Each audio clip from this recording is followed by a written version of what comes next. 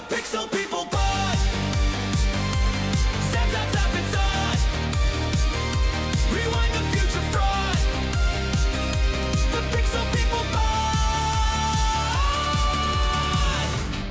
Pod. Smoking jackets, so they were cool.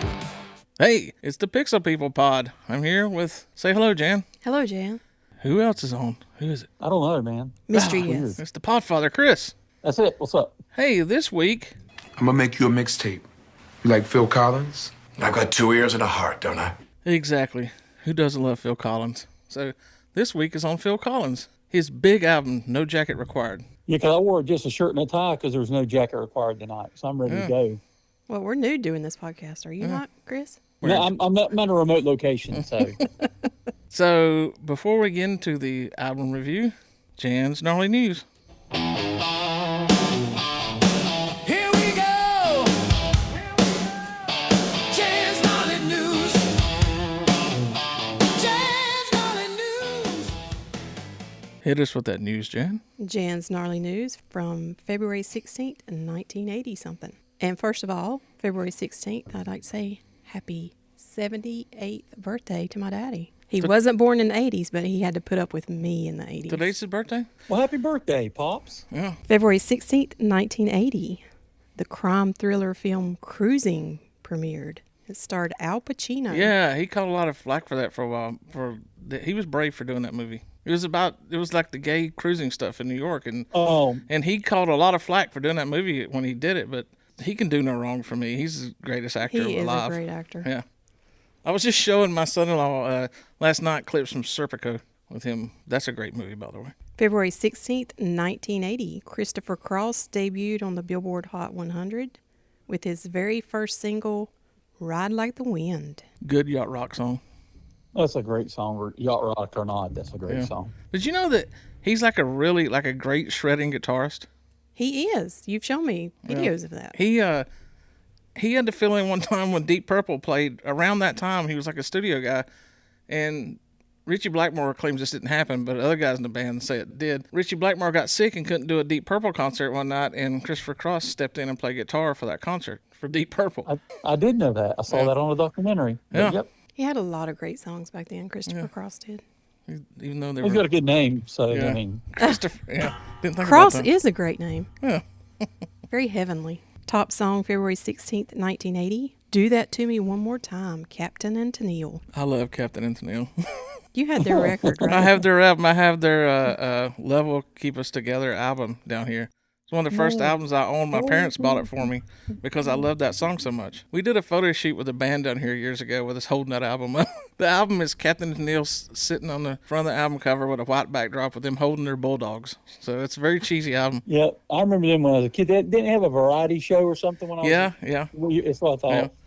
I remember wearing his captain's hat and all. Yeah, the captain just passed away a couple years ago. R.I.P. Salute to the captain. Yep. The top song, February 16th, 1981, was Dolly Parton's 9 to 5. What came first, the song or the movie? That's a very good question. Yeah. One that I don't have the answer to.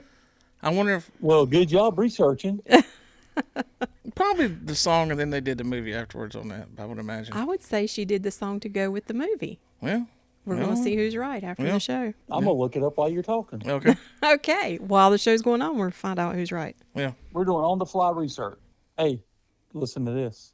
Yeah. 9 to 5 was released as a single, but she wrote it while she was filming the movie. Oh, okay. Great to know. Yeah. Yep, there you go. February 16th, 1982 was the legalization of the divorce of Farrah Fawcett and Lee Majors. The Fall Guy. The Fall Guy. He took You the mean he fall. wasn't a $6 million man? I'm just kidding. No. No, the fall guy. He took the fall for their marriage. He looked a lot like the $6 Million Man. Yeah, he did. I have a Fall Guy lunchbox down here, so ties in with Farrah Fawcett. Did you see the remake or the movie The Fall Guy that came out a couple years ago? No, is it good? It was pretty good. It had Ryan Gosling in it, and he did a good job. You know, Farrah Fawcett, one of the saddest things about her, other than that she died really young, was she died like 2 hours before Michael Jackson died. Really? The same date. It was like, Yeah. everybody was all tore up, like, Farrah Fawcett died. And then all of a sudden, it was like, push her body out of the way. Michael Jackson died, and then they totally forgot about Farrah Fawcett. Michael said, "Hold my beer." It's the same thing. I think I brought this up on an earlier podcast. Same thing. Kiss's drummer, Eric Carr, died from heart cancer. And then, like, 2 hours later, Freddie Mercury died. And people was like, Kiss who? Is it Freddie Mercury? He died. Forget it. He had You something know? with the mouth going on. I'm sorry. I don't think Rolling Stone even acknowledged that Eric Carr died, and Kiss wrote them, like, a real hateful letter. Because, you know, you can not like Kiss, but the drummer for one of the biggest bands in the world dying, you know, you got to at least acknowledge it. I think if it had been their original drummer, then they probably would have made a bigger deal about it. Yeah, you're still the drummer for Kiss. I'm just saying. Quit your Kiss hatred. We're not allowed that on this podcast. Listen, I'm just speaking the truth. You can't handle the truth. We're off track. Yes. Yeah. February 16th, 1982, Simon and Garfunkel, the concert in Central Park was released. What I love started, Simon and Garfunkel. I do too. They Eh. had such great music. Oh, Paul Simon's one of the greatest songwriters to ever walk the face of the Yeah, earth. he is. I'm not a fan of that kind of mellow acoustic stuff, but this concert came about because someone suggested Paul Simon play a concert in Central Park, New York, and it turned into a reunion with Garfunkel after they had had a 11-year hiatus.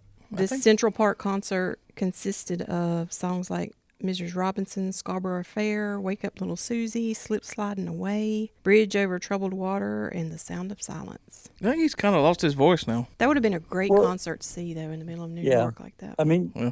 I've seen like it on YouTube and stuff before, but Yeah. to actually be there live would have been something. Yeah, when you see a clip of those Amazing. two together, it's usually that clip of them at that concert. Yeah. Yeah. The top song, February 16th, 1982, was Centerfold, Jay Giles Band.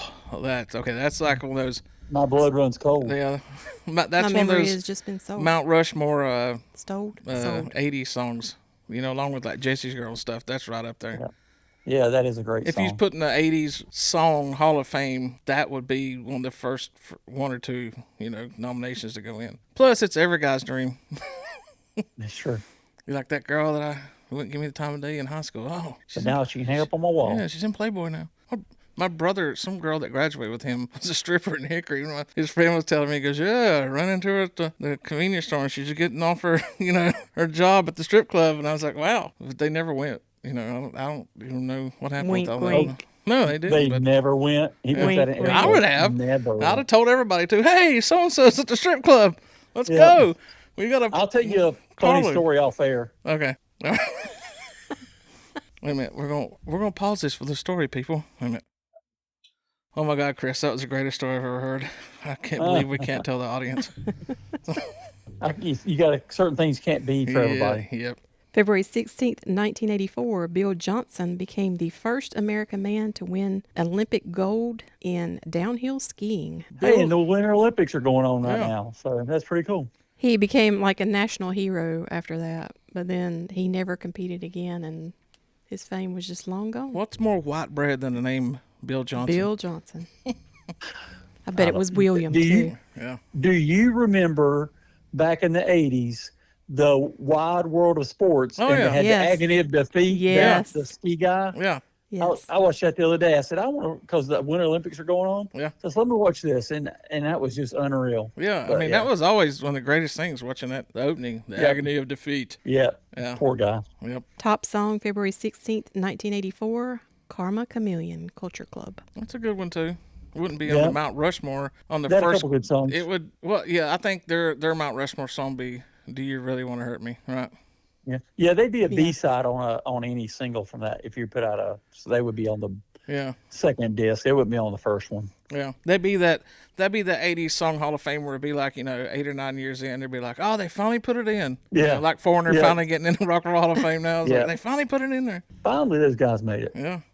February 16th, 1985, Bruce Springsteen's single I'm on Fire debuted. What a perverted song from a pervert. Can't stand that guy. Debuted on the Yeah. U.S. Billboard Hot 100 at number 54. I hate to admit I used to like that song. I turn it every time now, but I used to like that song. No. Hey, little girl, is your daddy home? Don't he say that in it? Yes. Hey, little girl, is your daddy home? Something. Hey, I'm on that fire. that I'm album like, had dude. 7 top 10 hits. Born in the USA did. So Trash. someone Sorry, liked mine's it. in my throat. Someone Sorry. liked it. Someone besides That Chris doesn't mean liked it. anything. Yeah. If somebody liked it, that doesn't mean anything. There's a lot of people that don't like. I mean, people like Kiss. I mean, come on. Shut up. I just said that because what you said earlier. Number one Next song. week, I'd like to oh, welcome our co-host, Chris, the other Chris. I've been demoted. February 16th, 1985's top song was Careless Whisper from Wham. Oh, great. Featuring Woo! George Michael. See, I should What a down. great I should song. down him now because you did Kiss, but I'm not that type of person. Well, if you listen to his second album, Listen Without Prejudice, Volume 1, Yeah. he plays almost every instrument, wrote all the songs, produced it, did everything on that. I didn't It's know a he's phenomenal. a musician too, like playing. Oh, God. He's so talented, dude. Such a talent. Yeah.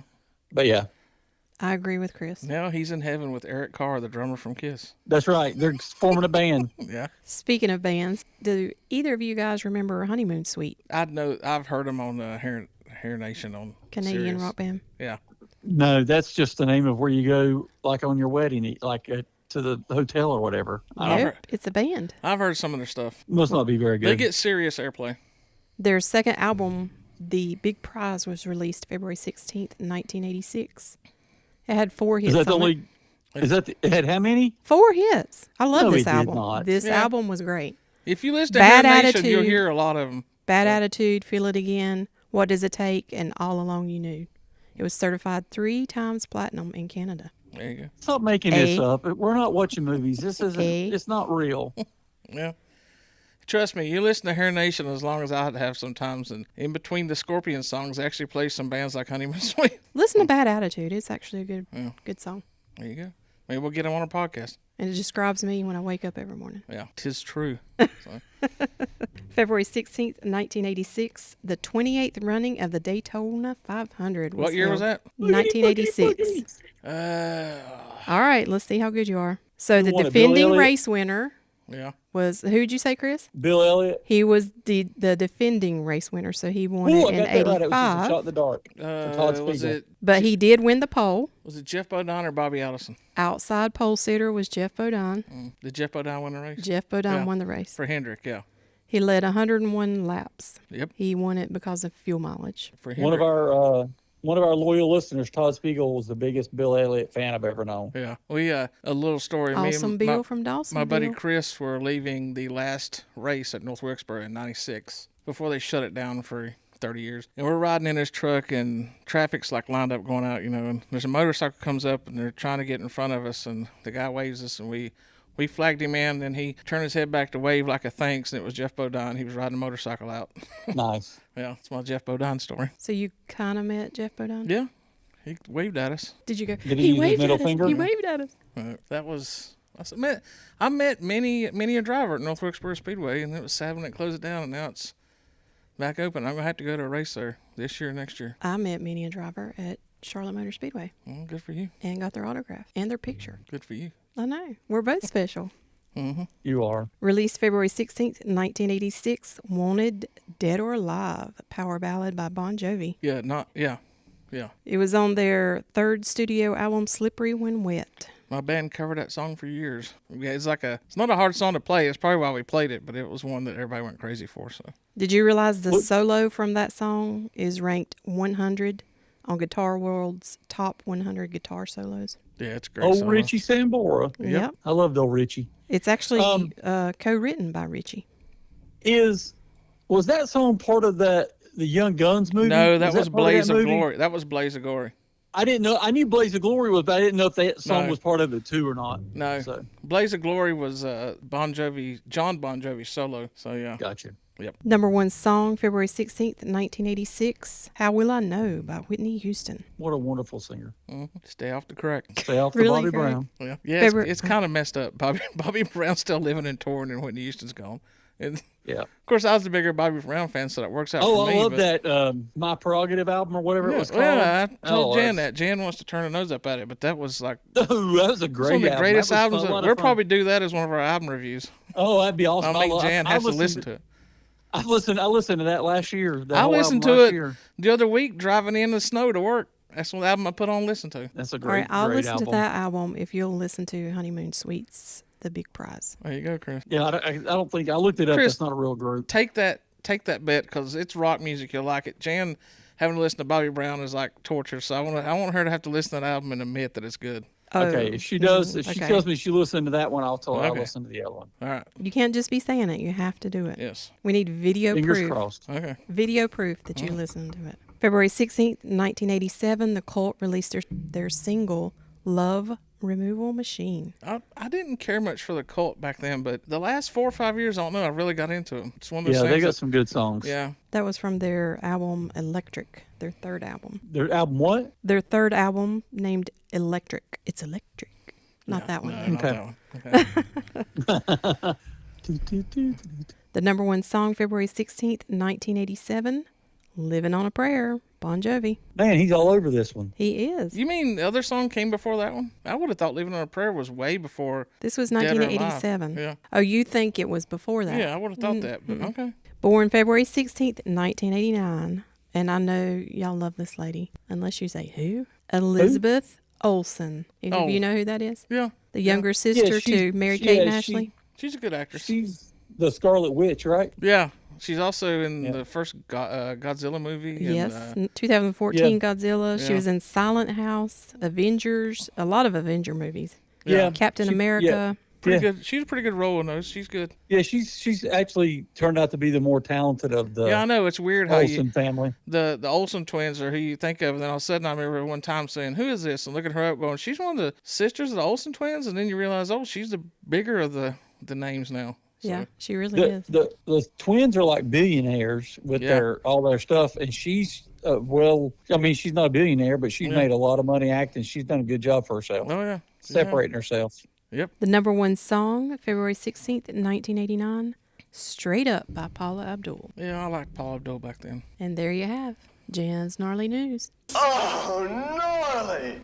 All right, thanks for that news, Jan. So this brings us up to the meat and potatoes of this podcast. The album known as No Jacket Required by Phil Collins. So we went from last month talking about a band with Phil Collins Yeah. to this month talking about Phil Collins. Yes. Did you do that on purpose? No, but thanks for pointing that out. That made me seem very smart. No, let me lay the backstory, the backstory on how we're doing this album. So I decided, hey, I know what we'll do. When we do our album reviews each month, I'll find out like the big album that came out that month in the 80s, and we'll do that one. So I started looking through a list, and I see, was it Face Value? Yeah, Face Yes. Value, Phil Collins. And it's got In the Air Tonight and Did I Miss Again, which is my favorite Phil Collins song.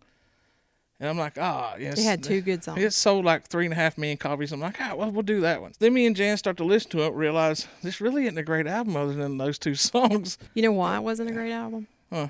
Because the songs mainly were him talking about his divorce. Yeah, well, so was this one. But there was a But- few No, instrumental this- songs on that album too. Yeah, it was. This he decided to be more upbeat. Yeah, you're right. But so Jan's like, why don't you do the other album? I said, well, the other album was his, No Jacket Required was his biggest album, but it didn't come out in March, so I didn't think, or February. So yeah, we're in February. Greg don't even know what month it is. So I'm like, let me look, see what albums come out in the month of February in the decade of the 80s. And I get like 3 albums down. There's like No Jacket Required, Phil Collins. I said, oh, okay, that album did come out. It was released February 18th, 1985. Right.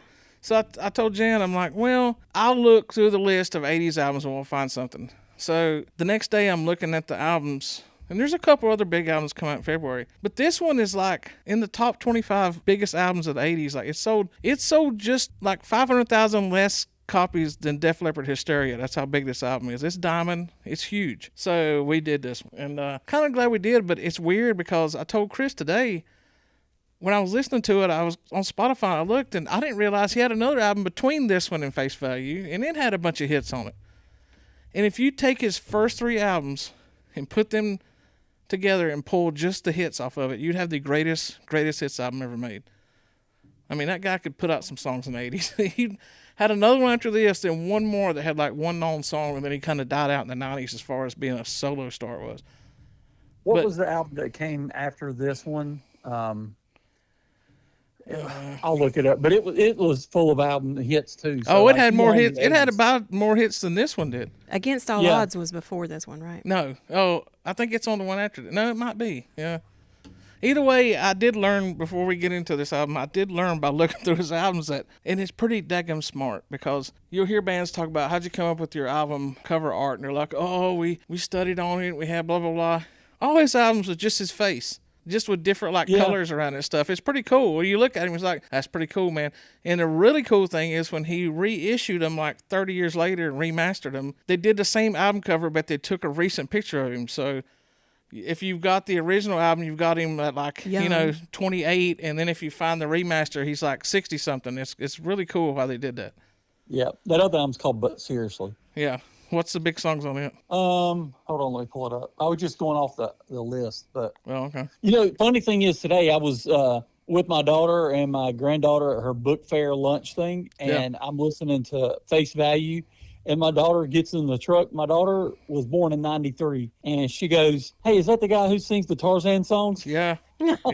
Yeah. The whole 90s was him doing stuff for Disney. It was wild because he won Grammys and Oscars off some of his music. Oh yeah, he was phenomenal, and Yeah. I mean, No Jacket He Required followed- won 3 Grammys. do I now say that again? No Jacket Required won him 3 Grammys, including Album of the Year, Yeah. So, Jen, tell us a little bit about this album. and 2 Brit Awards for Album of the Year and Best Yeah, that's Male like their Solo Grammys, Artist. I guess, right? The Brit Awards. Yes. Not to be confused with the Brita Awards, where they talk about your Water. water bottles. Yeah. It reached number 1 in the UK for 5 consecutive weeks and was on top in the US for 7 non-consecutive weeks. I think, It was the second best-selling album of 1985 in the UK, behind Dire Straits' yeah, Brothers in yeah, Arms. Brothers in Arms. I think it's kind of more impressive when you're like 7 non-consecutive weeks. That means your number 1 album, it falls off for a week or 2 and then climbs back to number 1. That's more impressive than just staying number 1, I think. But what do I know? It was certified diamond in the US because it sold over 12 million copies. That was the last, I think it was 2001 was when they last updated it. It was 12 million. So he's probably sold 2 or 3 more since then. It's still one of the best-selling albums of all time. Some of the notable singles on the album, the 4 major ones were One More Night, Sussudio, and I don't have the other 2 written down. Okay, that I'll was tell you really what they good. are. Okay, go ahead, Chris. It was Don't Lose My Number Yeah. and Take Me Home. There you go. Yeah, Take Good Me job. Home. Yeah, it's a great one. Yeah, and that other album, real quick, had I think 7 singles on it, 7 hits on it, Yeah. 7 like Yeah. big ones. So, But yeah. it didn't sell anywhere near this one. I No, think it but sold it- 6 it's- million. Yeah, It's good though. Yeah. But yeah, those are the 4 big ones off of this, the 4 singles. yeah. By the way, before we get into the song talk, Sussudio, did you know that was just a working word? He made it up when he was Yep. writing a song, just a filler word. I've read a lot of songs where people say, yeah, they did this for like a filler song word, and then they just left it in, and it has no meaning. Sussudio does. The story that I originally read was that he paid a prostitute, and then she drugged him and left him, and he wrote the song "Sue Sue the Hoe," but they changed it for like. Really? Really, Greg? Really? That's a dad joke for you.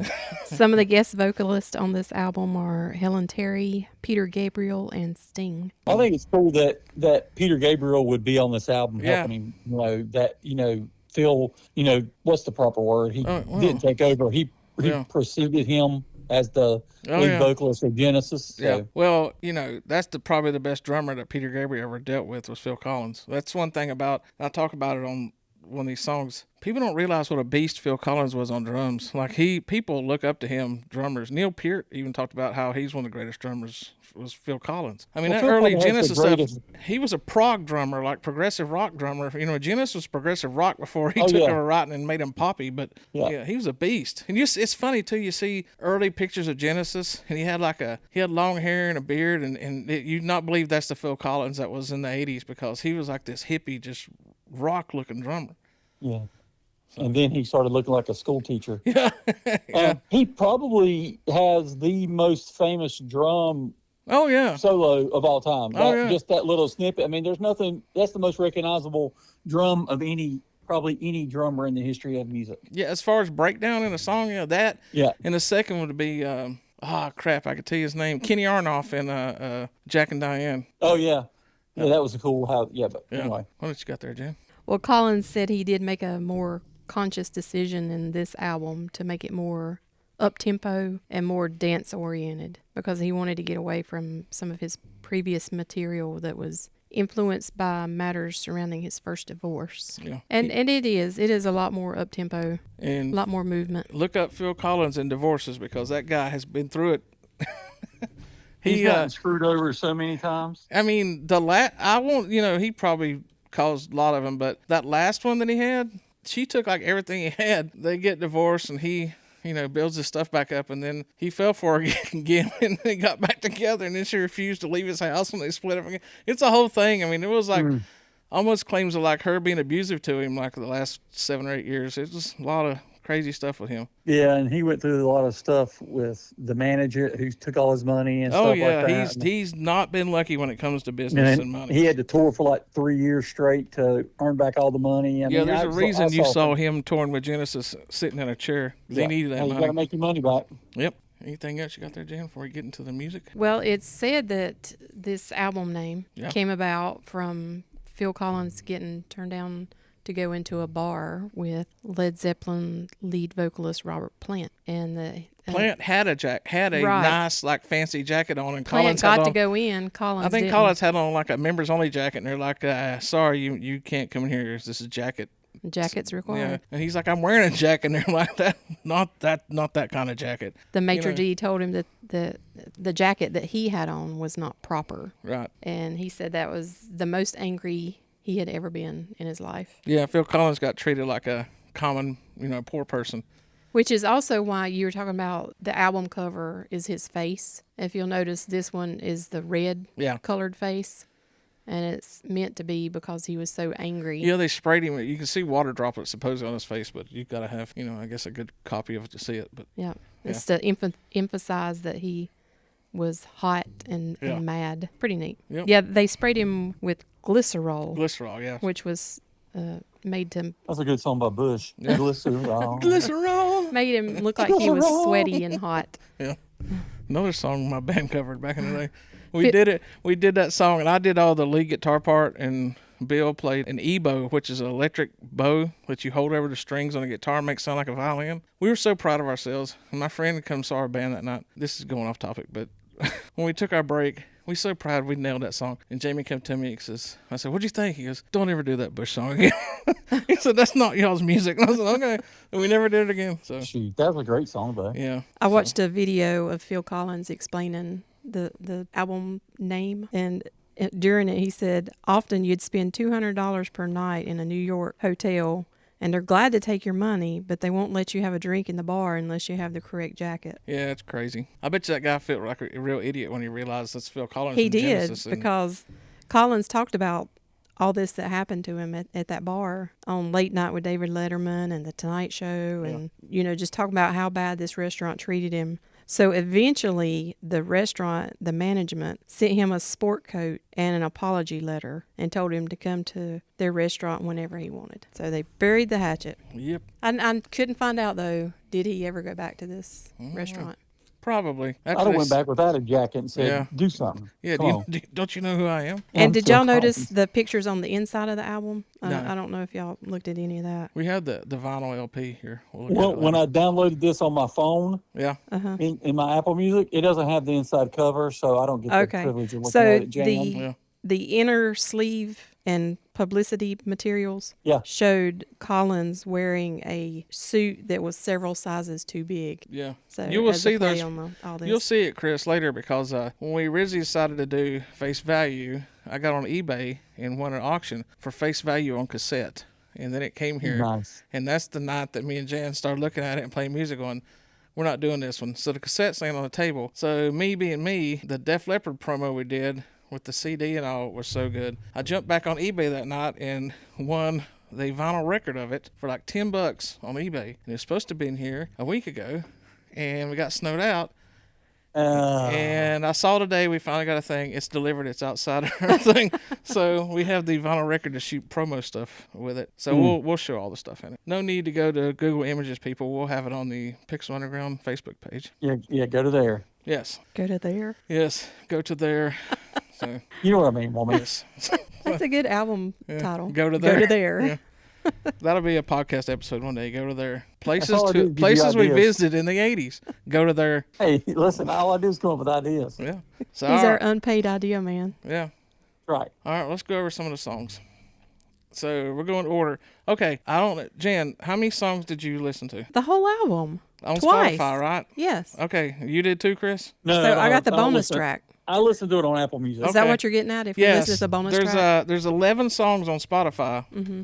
The last song was "We Said Hello Goodbye," but that was not on the cassette or the album. That was one they stuck on the CD when they put it out, and it's not been on any reissues. So we'll throw it in at the end. But really, the album is 10 songs. That song was made for the soundtrack for the movie Playing for Keeps. There you go. So I learned a lot. yeah, we won't be doing the movie review Playing for Keeps because apparently we have to do movies that people know and have seen a million times because people love the Trading Places one, but we didn't get as many listens on the Over the Top, which is the best one we've done so far, I think. People just don't have good taste, I guess. Yeah, you jerks, Man. go back and listen to Oh, Over the listen. Top. Maybe they don't like Sylvester Stallone. I don't know, but go back and listen to the Over the Top episode if you haven't. It's really good. Anyway, so that I'm brings going us to re-listen to it tonight. Okay, good. So Yeah. the first song, Susudio, and I mean everybody knows this song. I told you when we went to that concert to go see Trickster, and I thought we were doing this album, and I said, it's got my favorite all-time Phil Collins song on it. You said, what is that? Susudio. Yeah. This is my all-time favorite Phil Collins song. Nothing comes close to me.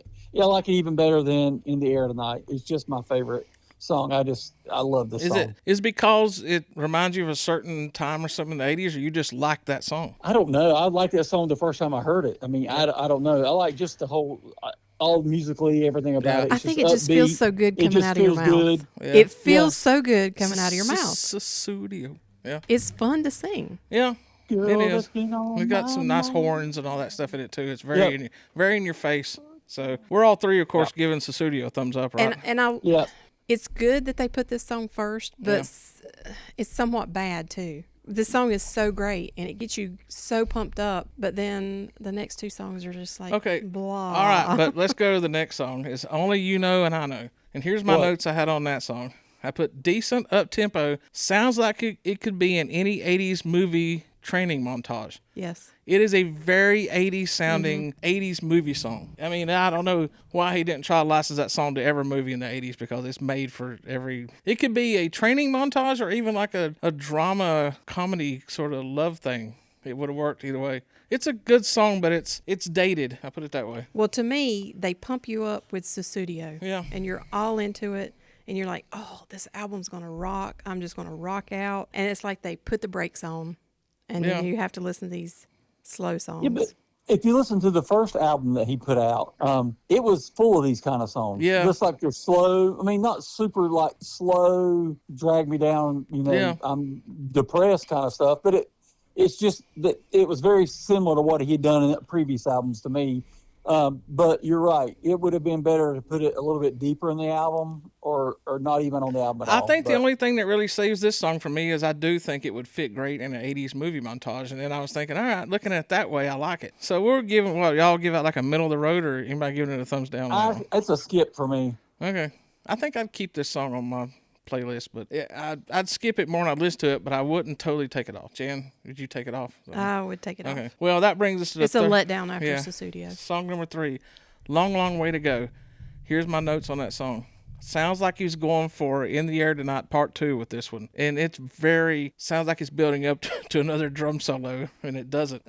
This song was considered one of Collins' more popular songs that was never released as Really? a single.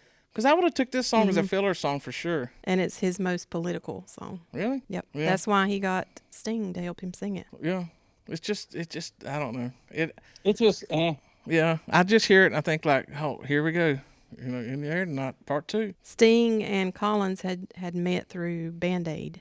And Yeah. then they performed together at Live Aid. So when Collins was working on this song, he thought Sting would be the perfect person to bring in and get it. So, Chris, what on this one? What do you think? nah, I'm all right. Yeah. I re-listened to it today, And I was just like, I made it through the majority of it. I'm like, I'm bored. And Yeah. I skipped it. Yeah. So- I went all the way through just to see if he went for a drum solo, and he didn't. So, Yeah, this is the only one that I said, yeah, I'm good, and just skipped it. It's Yeah. the only one of the whole album I did that on. okay. Well, the next one is called I Don't Want to Know. And my notes on that were another one that would fit into any 80s movie soundtrack. Upbeat and catchy, but it's hard to believe that this is the guy that did In the Air Tonight, and I Missed Again, did this song.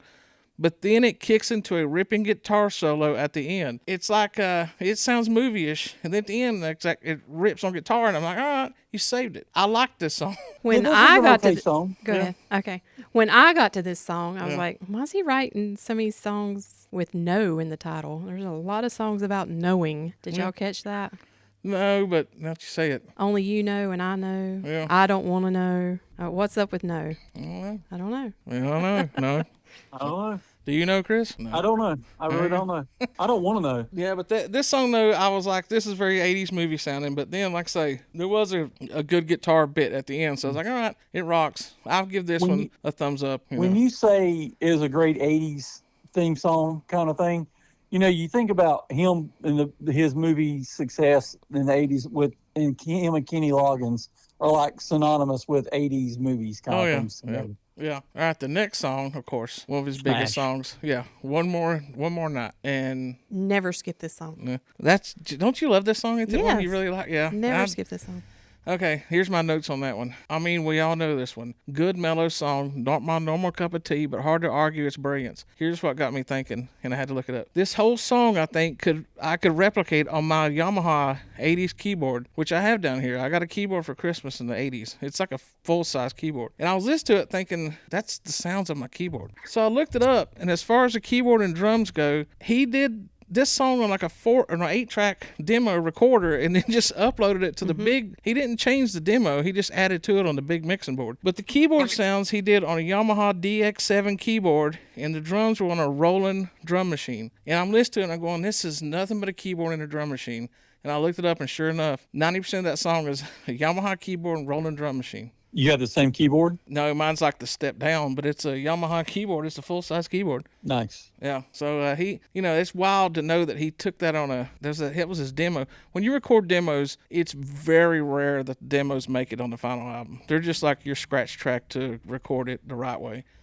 But for him to take that off his 8-track, which is wild to me to know that too, because in the 80s, you're recording your demos on 4-track tape recorder. You would, it's hard to explain, but you could record 4 tracks and lay them on top of each other, and that's what they would do, like 4 tracks. Somebody recorded drums on one track, the bass on one, the guitar on the third one, and then sing over it to make a rough demo. And to know that he had an 8-track demo recorder was pretty wild, because I've never really heard guys talk about recording on an 8-track. That's like a full mixing board to some people as an 8-track. So we all gonna give that a thumbs up, right?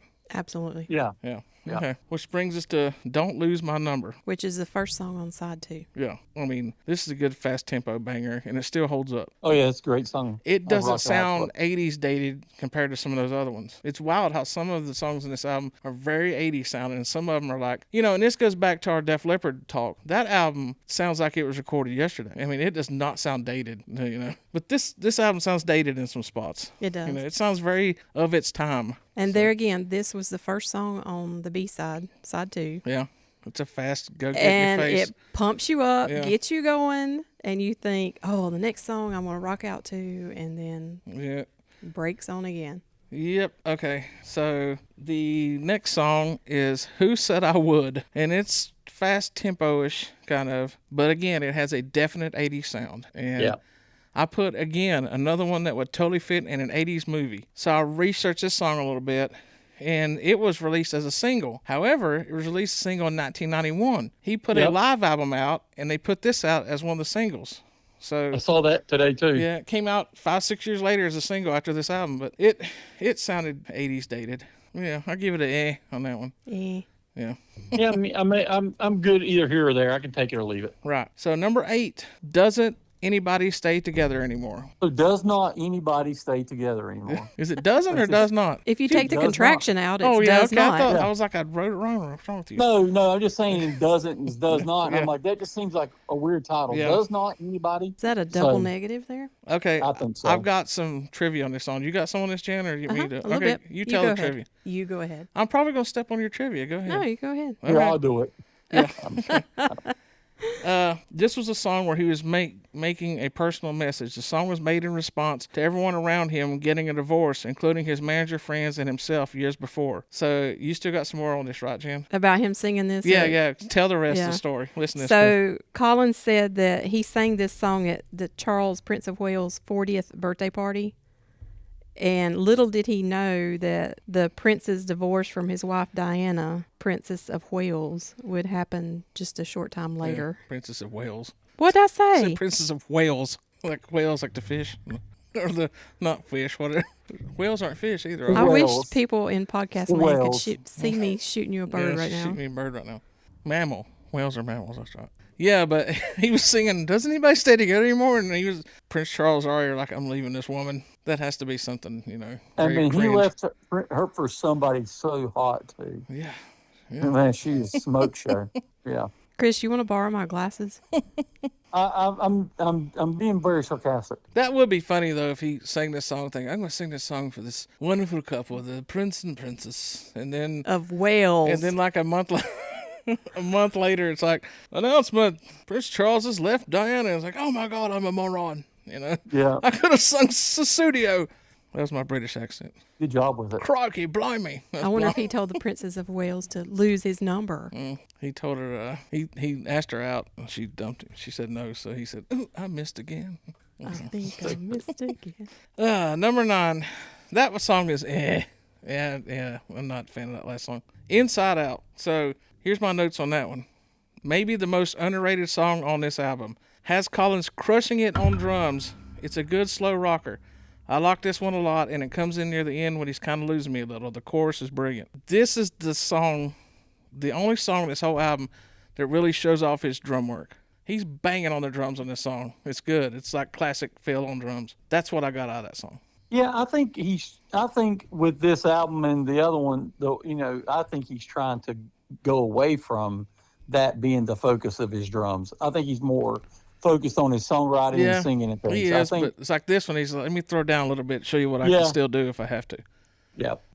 When he became the front man, especially solo, I saw a video the other week of him. The guy's balding. He's wearing the microphone that was cool in the 80s. It's not now. The one over your head with the little microphone that comes out past your cheek. And The drive-through operator. yeah, the drive-through operator mic. And he's walking around singing like In the Air Tonight. And he's walking around singing and singing. And you see a little drum set sitting in a corner. And he like times it perfect, walks in and sits down and does a little drum solo and kicks in. It's like he had to keep some drums and a lot of stuff, show people, yeah, this is me. He was no way he's going to give that drum solo up to his touring drummer. No, no, absolutely So, not. yeah. And they even named a Pixar movie after this song, so that's good. Yeah. Jan, what'd you think about that one? It was good. Yeah. I didn't mind it. Yeah. It was a no skip. Yeah. Which brings us to song number 10, the last on this album, Take Me Home. What's your thoughts on this one? Very singable. Yeah, this might be my favorite song on this album. I don't know. I put such an homage to the 80s. I love this song. It's not a rocker, but it's upbeat and fun and takes me back to the decade from the first second it kicks in. Powerful chorus.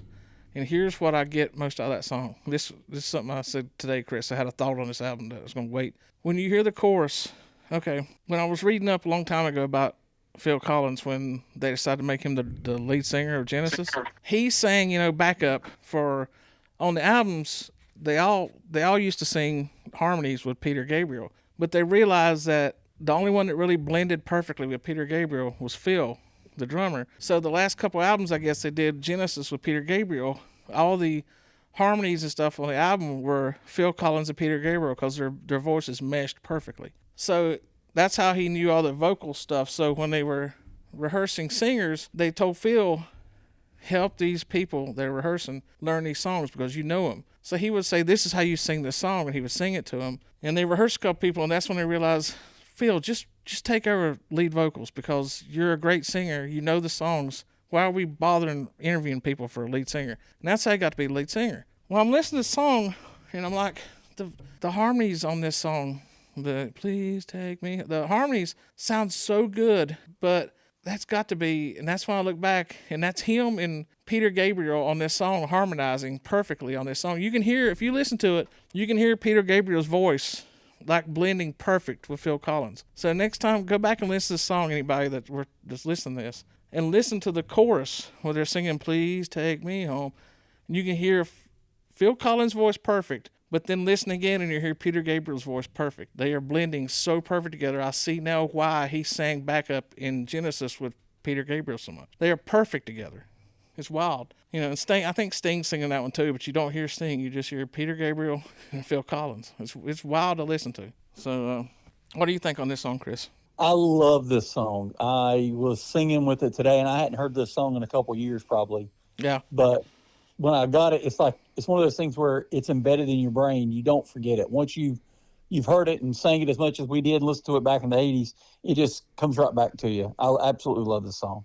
How do you like this as the album closer, Jen? I love this song. Yeah. I can't say anything bad about it. It's all good stuff. It's a definite not skip song. They bookended this album with a great start off as a studio, finish with that, Take Me Home. It's a good, I don't know if they planned it out that way or I'm sure they did. There has to be a rhyme or reason to how they laid these songs out. But to close with that one, that was very good. And so before we give our overall take on this album, if you did have the CD version, there's a song in there called We Said Hello Goodbye, and it's okay. I actually like this song a Really? lot. I did. I listened to it today. I think It's a this might very have been deep the- song. It's deep. This might have been the first time that I actually ever remember hearing it. Really? Even, but I mean, I don't remember this song till I re-listened to this album, and I listened to it and I was like, I listened to it through one time and I played it right back so I could hear it again. I enjoyed this song. The lyrics are great on it. I mean, I just thought it was a good song. I don't know why it wasn't on there originally, like on the cassette, but it's on the CD. It makes not a lot of sense to me. But Yeah, it was 44. The album was like 44 minutes long, so they probably are like, you can only put so much on with vinyl. the cassette, yeah, Yeah, that's true. cassette. But yeah. what I wrote on that song was that he really pulled out the In the Air Tonight echo effect on that song. He definitely used the same effects on that song as he did on In the Air Tonight. So, I mean, it was all right, but I mean, Enjoyable. it's, if you were going to put it on a vinyl though, you got to throw it up in the middle because it ruins the flow of that album if you put that as the last song. And I misspoke. It was a remix of that song that was on the soundtrack for Playing for Keeps, not the exact song. Oh, really? Okay. They added additional guitar and they took out the orchestra part. So now that we've discussed all 10 to 11 songs, let's give our overall thoughts on this album. Well, wait, Jan has something to add. I had one more cool tidbit that I found out. Let's hear. The lead singles were Sussudio in the UK and One More Night in the US. Both songs had what? No, it kills me why they do that. The first couple Beatles albums and the first couple Rolling Stones albums, there's multiple versions of it because, they only had these songs on the British version and there was totally like 4 songs the same and the rest are different songs in the American version. I don't understand that at all. Just make it all the same or I don't understand. If you're going to put on a record, put out the record. Don't say, well, the Americans obviously won't like this as much as the Brits, so let's add 3 more songs, pull these off, change the structure. It makes no sense. I'll never understand why they did that. We'll never know. Yeah. But both songs had music videos that were shot in a London pub, which was owned by Richard Branson. Oh, really? Yeah, I thought that was pretty cool. The Virgin Atlantic guy? Yep. Yeah. That's Richard Yeah. Branson. Yeah. The guy that owns that place out in Missouri where everybody goes and Yeah. Branson? Branson, Missouri. Which is Both terrible. videos featured Collins playing both before and after the building closes. Yeah. I thought that was pretty neat. What's funny too is I just showed this Jan the other night too, where he talks about him, and it kind of took me back when I read this, that it was him and Robert Plant going into a restaurant bar when they wouldn't let him in, because I always assumed it was both Plant and Jimmy Page that I think they both have sort of held. They did Live Aid in England and America, and because of the time schedule thing, Phil Collins is the only one that played both.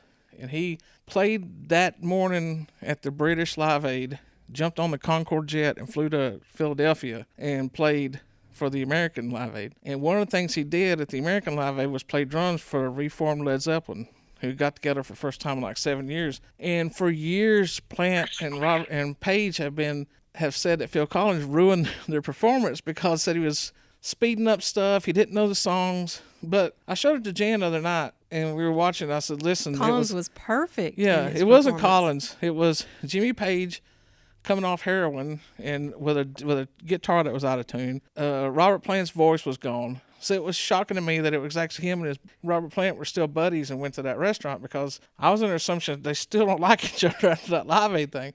But I know that Jimmy Page still slams him to this day. He's like, "Yeah, Phil Collins ruined our set." You know, it's like, well, he didn't. Well, what I found humorous was that everything I read on him naming this what he did because of the story about him trying to go into this pub or whatever, yeah. that Robert Plant got to go in. Yeah, Robert Plant went on in And he and went left on him. in. Yeah. I did catch that. Nowhere could I find where Robert Plant said, "Oh, if you can't go in, Yeah. I'm not going in." I was looking up the exact same thing today. I was like, did he turn around and like, well, if he can't come, I'm not coming? But apparently he didn't. He just went on left Phil Collins.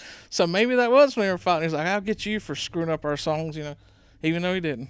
So anyway, Yeah, he didn't mess up that set. Chris, you want to look that up tonight? Pull up Led Zeppelin Live Aid and watch it.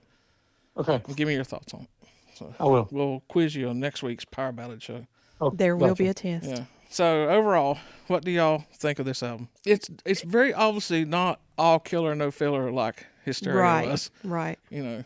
And again, I think it's of the time when it came out of why it sold so many albums. Half of this album deserves to be on a playlist, Yeah.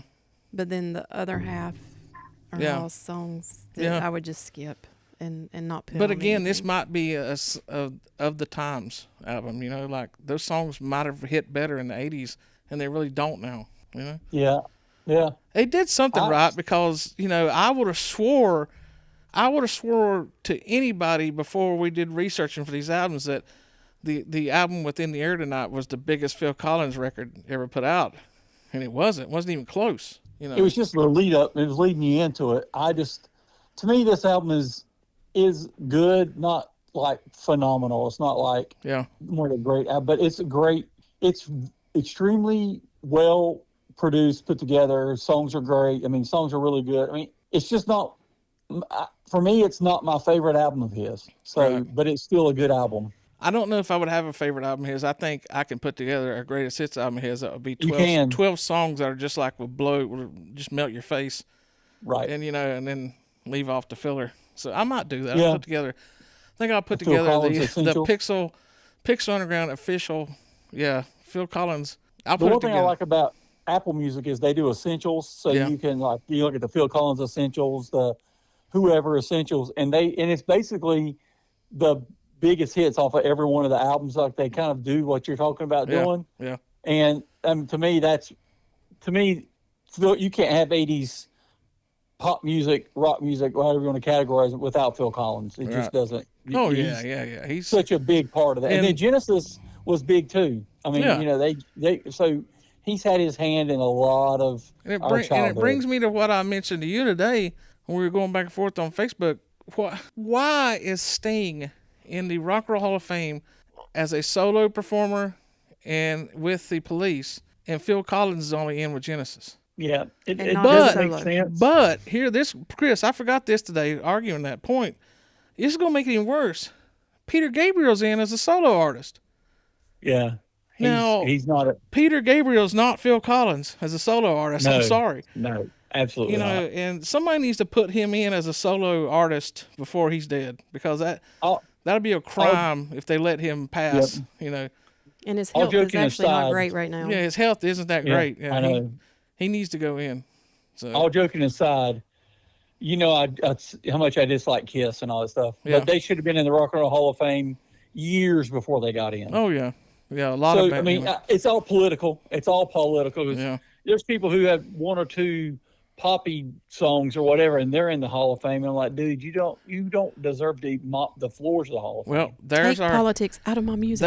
there's our third music podcast for March, or second one for March, since we're going to do 2 this month with this and the ballads. In March, we're going to do our album review and 80s bands that should be in the Rock and Roll Hall of Fame. Okay. That'll get some people riled up. Yeah. And I've got a number 1 right now, and I won't say it. I'll tell you off the air, but there's one Okay. band that should have been in a couple years ago and still not in. And I'm not a fan of them anymore, but they should be in. So anyway, all right. Okay. I look forward to hearing it. All right. So people, you heard that. Next week, tune in for where we discuss the big hair ballads of the 80s. Tune into us. We'll fly you to the angels next week. I got my lighter out right now, waving it back and forth as you talk. Listen, it's only a week. Heaven isn't too far away. It's true. Be our angel and check in on that podcast. Y'all keep hanging tough while we do Simmer down and save all your love for our podcast. And you better, listen, because you don't know what you got till it's gone, people. that. You know, I'm going to bring my love gun. Okay, that's a good way to sign off. All right, Chris.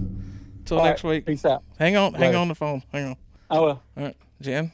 Shine on. The Pixel People Podcast.